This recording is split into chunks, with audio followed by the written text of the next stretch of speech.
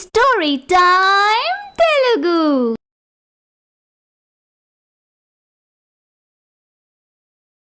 అందరికీ నమస్కారం. ఈరోజు మనం తెలుసుకోబోతున్న స్టోరీ అక్కా చెల్లి పార్ట్ 4. ఇన్నాళ్ళు మనం పోట్లాడుకున్నాం, ఇప్పుడే ప్రేమగా ఉంటున్నాం. అది కొద్ది రోజులు కూడా గడవక ముందే నేను పెళ్లి చేసుకుని వెళ్ళిపోతున్నాను. నిన్ను చాలా మిస్ అవుతాను చెల్లి. ఆ బెంగేం పెట్టుకోకు, నేను నీ దగ్గరకు వచ్చి పోతూనే ఉంటానుగా. నిజంగా ఒట్టు. అయితే ఓకే అని సంతోషంగా నవ్వుతుంది స్రవంతి. ఎండాకాలం రానే వస్తుంది. స్రవంతి చదువు పూర్తయిపోతుంది. నిశ్చయించుకున్న ముహూర్తం ప్రకారం స్రవంతి కిషోర్ల పెళ్లి ఘనంగా జరిపిస్తారు కృష్ణమూర్తి, శారద. చెల్లి, ఆ ఇంట్లో నేను కాస్త అలవాటు పడే వరకు కొద్ది రోజులు నువ్వు కూడా నాతో పాటు తోడుగా రావు. ఎలాగో సమ్మర్ హాలిడేసే కదా. నాకేమీ అభ్యంతరం లేదు, కానీ మీ అత్తగారు వాళ్ళు ఏమనుకుంటారో తెలీదు కదా అక్క. అప్పుడే అక్కడికొచ్చిన స్రవంతి ఆడపడుచైన వసంత, వదినా, మేమేమీ నిన్ను కొరుక్కొని తినవలే, భయపడకు. ఆ మాటకు అందరూ నవ్వుతారు. అలాని కాదులే వసంత, చిన్నప్పటి నుండి ఇల్లు కాలేజీకి వెళ్ళిరావడం తప్ప మమ్మల్ని వదిలి తనెప్పుడూ ఎక్కడికి వెళ్ళింది లేదు. అందుకే కొంచెం భయంగా ఫీల్ అవుతుంది. పర్వాలేదులు స్నేహ, మేమంతా ఉన్నాం కదా, తనని బాగానే చూసుకుంటాం. నీ పనులు మానుకొని నువ్వు రానవసరం లేదులే. ఆ మాటకి స్రవంతి బిక్కమొహం వేస్తుంది. అది గమనించిన స్రవంతి అత్తగారైన రాజ్యలక్ష్మి, సరేలే వసంత, నువ్వూరుకో. వదినంతగా ఇబ్బంది పడుతున్నప్పుడు వాళ్ళ చెల్లినొస్తే రాని, ఏదో తనకి మనం అలవాటయ్యే వరకు 4 రోజులుండెళుతుంది. ఇందులో అభ్యంతరం ఏముంటుంది అని రాజ్యలక్ష్మి అనటంతో స్రవంతి, స్నేహ చాలా సంతోషిస్తారు. థ్యాంక్స్ అత్తయ్యగారు అని స్రవంతి సంతోషంగా అత్తారింట్లో అడుగుపెడుతుంది. అక్కతో పాటు చెల్లెలు కూడా వెళ్తుంది. అలా కొద్ది రోజులు గడుస్తాయి. అక్కకు ఇంట్లో పనిలో సహాయంగా ఉంటుంది స్నేహ. ఒకరోజు పనిచేస్తూ స్రవంతి, స్నేహ ఇద్దరూ ఇలా మాట్లాడుకుంటూ ఉంటారు. అక్క, మీ ఆడపడు చిక్కడే ఉంటుందేంటి? వాళ్ళ అత్తగారింటికి వెళ్ళదా? ఏమో, నాకు తెలీదు స్నేహ. నువ్వు మీ ఆయన్ని అడగలేదా? లేదు, అడిగితే ఏమనుకుంటారో నాకెందుకని ఊరుకున్నాను. అయినా పెళ్లిలో కూడా మీ ఆడపడచ్చు తన భర్తతో కానీ అత్తమామలతో కానీ కలివిడిగా ఉన్నట్టుగా ఏమీ కనిపించలేదు. నాకెందుకో అనుమానంగా ఉందక్క. తనకి తన అత్తింటి వాళ్లతో పడదేమో, అందుకే ఇక్కడే ఎక్కువగా ఉంటున్నట్టుంది. నీకెందుకు అలా అనిపించింది చెల్లి? ఎందుకంటే నేను మనం వచ్చినప్పటి నుండి చూస్తూనే ఉన్నాను కదా. ఇంటి పని, వంట పని మొత్తం నీ నెత్తిమీదనే వేసి తల్లి కూతుళ్ళిద్దరూ హాయిగా కబుర్లు చెప్పుకుంటూ టీవీ చూస్తూ ఉంటున్నారు.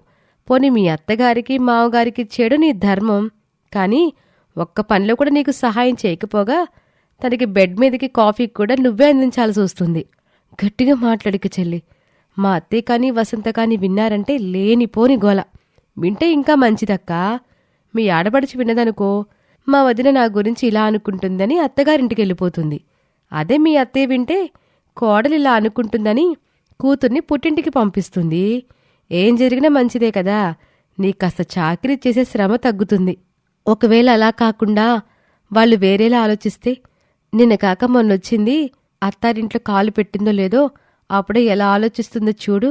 నా కూతురు గురించని మా అత్తయ్య అనుకున్నా, మా వదిన నా గురించి ఇలా అనుకుంటుందా అని మా ఆడపడుచు అనుకున్నా. లేనిపోని సమస్య కదా.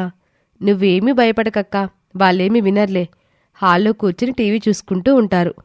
అని పక్కకు తిరిగి చూసేసరికి ఎదురుగా అత్త, ఆడపడుచు నిల్చుని ఉంటారు. వాళ్ళని చూసి స్రవంతి, స్నేహ షాక్ అవుతారు. స్రవంతికి చెమటలు పడతాయి. స్నేహ మామూలుగానే ఉంటుంది. అత్తయ్య, వసంత మీరెంతసేపైందొచ్చి? ఏంటమ్మా కోడలా, ఇది పద్ధతేనా? అమ్మో, మొత్తం వినేసినట్టున్నారు ఇల్లు అని తెగ టెన్షన్ పడిపోతుంది స్రవంతి. ఏంటొద్దినా, ఎందుకలా వణికిపోతున్నావు? మేం మాట్లాడేది స్నేహ గురించి. ఇద్దరూ అర్థం కానట్టు అయోమయంగా ఒకరినొకరు చూసుకుంటూ ఉంటారు స్రవంతి, స్నేహ. అదేనమ్మా, మీ చెల్లెలు మనింటి చుట్టం కదా. చుట్టం చేత ఈ పనులన్నీ చేయిస్తే ఏం బాగుంటుంది చెప్పు? ఇరుగు పరుగు వాళ్ళెవరైనా వచ్చి చూస్తే మన గురించి ఏమనుకుంటారు? అమ్మయ్యా, దీని గురించా అని అనుకుని ఊపిరి పీల్చుకుంటుంది స్రవంతి. ఏం పర్వాలేదండి అత్తయ్యగారు, నేనేమీ బయట వాళ్ళకి సహాయం చేయట్లేదు కదా. ఎవరూ ఏమీ అనుకోర్లేండి అని స్నేహ అంటుంది.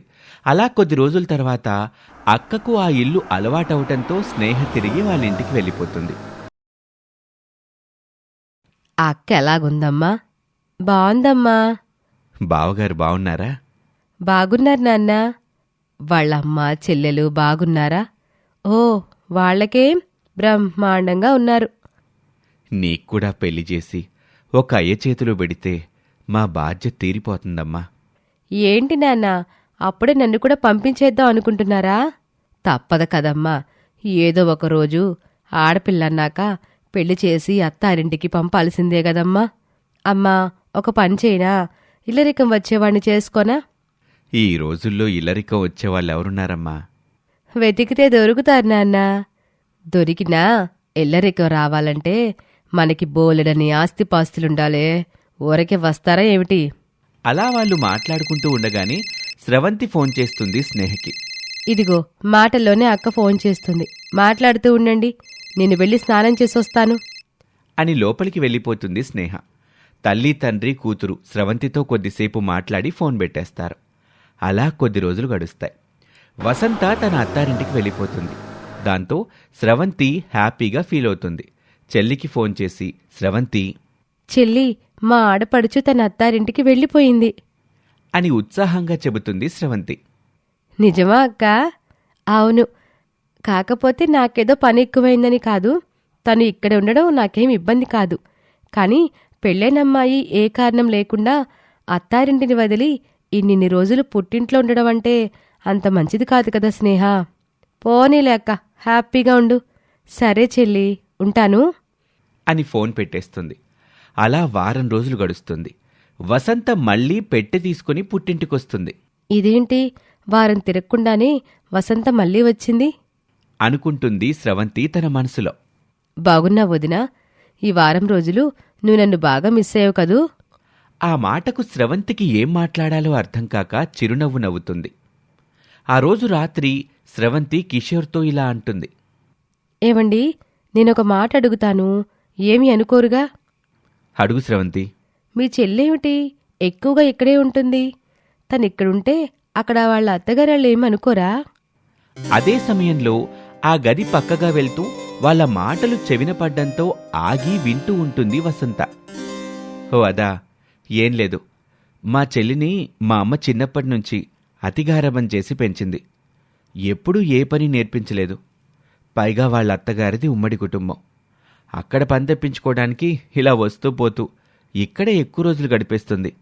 చెల్లిలా చేయటం మంచి పద్ధతి కాదు కదమ్మా అని నేను మా అమ్మతో 1-2 సార్లు చెప్పి చూశాను. కానీ మా అమ్మేమో అత్తారింట్లో కూతురు కష్టపడిపోతుందేమోనని ఆలోచిస్తుంది. అంతే తప్ప తర్వాత వచ్చే ఇబ్బందుల గురించి ఆలోచించట్లేదు. అలాగా? ఇదంతా గది బయట నిలబడి వింటున్న వసంత తన మనసులో, అమ్మో, వదినింటి నా గురించి మాట్లాడుతుంది. ఎక్కువగా నేనిక్కడే ఉంటున్నానని మా వాళ్ళకి రాని ఆలోచనల్ని గుర్తు చేసి నన్నిక్కడికి రాకుండా చేద్దామని ప్లాన్గాని చేస్తుందా ఏంటి? ఎందుకన్నా మంచిది అప్పుడప్పుడు ఈ వదిని మీద ఒక కన్నేసి ఉంచాలి అని అనుకొని అక్కడి నుంచి వెళ్ళిపోతుంది వసంత. అలా రోజులు గడుస్తూ ఉంటాయి. ఇలాగే ప్రతిసారి వసంత వచ్చినప్పుడల్లా తనకు నచ్చిన వంటలు చేసి పెడుతూ అటు ఇంటి పని వంట పనితో స్రవంతికి బాగా ఇబ్బంది అవుతూ ఉంటుంది. అలా అని అప్పటికే తన సమస్యని ఇంట్లో తన అత్తగారితో గాని భర్తతో గాని చెప్పుకున్నా అంతగా పట్టించుకోరని తనకు అర్థమవుతుంది.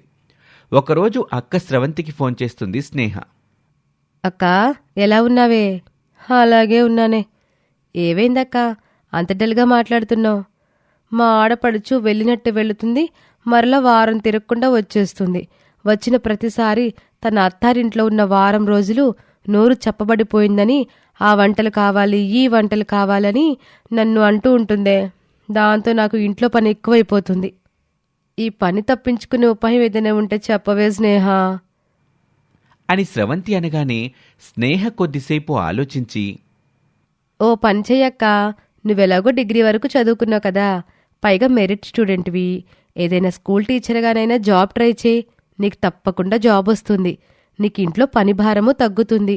నువ్వు చదువుకున్న దానికి ఫలితము ఉంటుంది. ఏమంటావ్? నీ ఐడియా బాగానే ఉంది స్నేహ. కానీ మా అత్తగారి వాళ్ళు నీ జాబ్ చేస్తానంటే ఒప్పుకుంటారంటావా? ఎందుకు ఒప్పుకోరక్క? నువ్వు కష్టపడి జాబ్ చేసి నెల నెలా జీతం తెచ్చి పెడతానంటే ఎవరు ఒప్పుకోరు చెప్పు?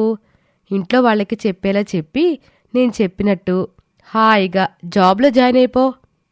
అంతేనంటావా చెల్లి? అంతే అక్క, ఇంకేమీ ఆలోచించుకో. సరే స్నేహ, ఉంటాను. ఇక ఆ తర్వాత ఏం జరిగిందో వచ్చే భాగంలో చూద్దాం.